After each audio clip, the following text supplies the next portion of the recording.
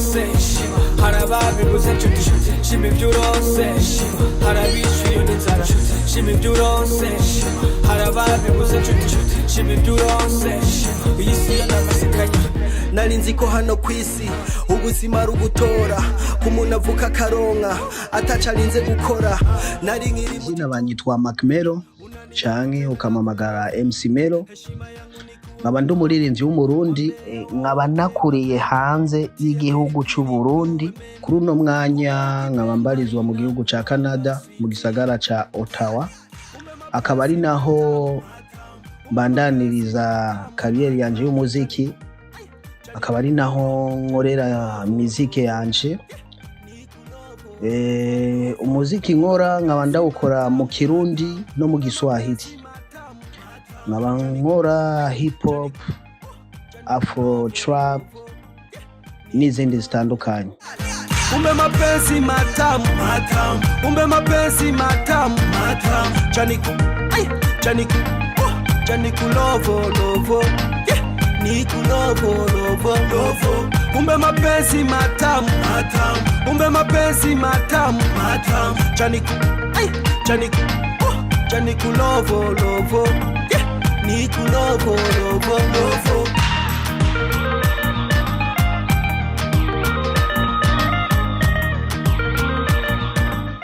nkaba natanguye umuziki mu 2009 akaba ariho natanguye gusohora indirimbo nise Garuka Umuzi akaba ariyo ndirimbo nahereyeko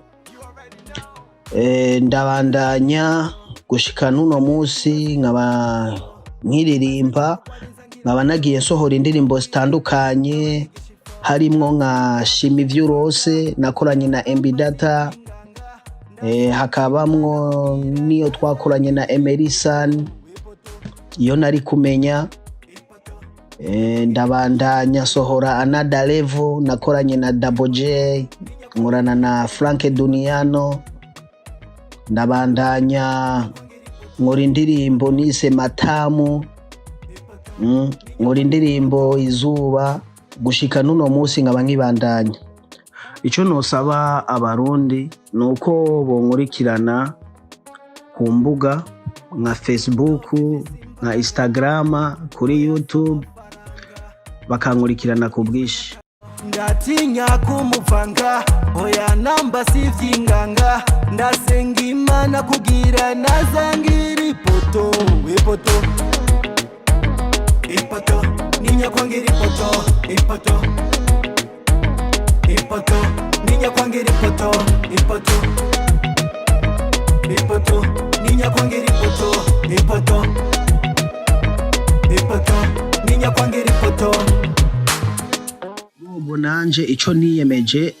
nzokomeza kubashimisha ndabaha ibintu vyiza ndabemereye clip nziza ya clip video ya Mwarihe ni clip isukuye izibaryohere muze muyihanahane mu partage link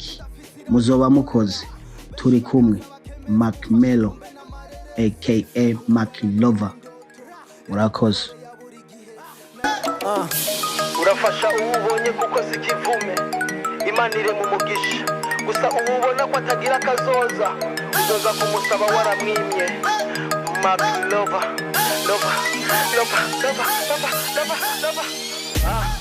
Akonzu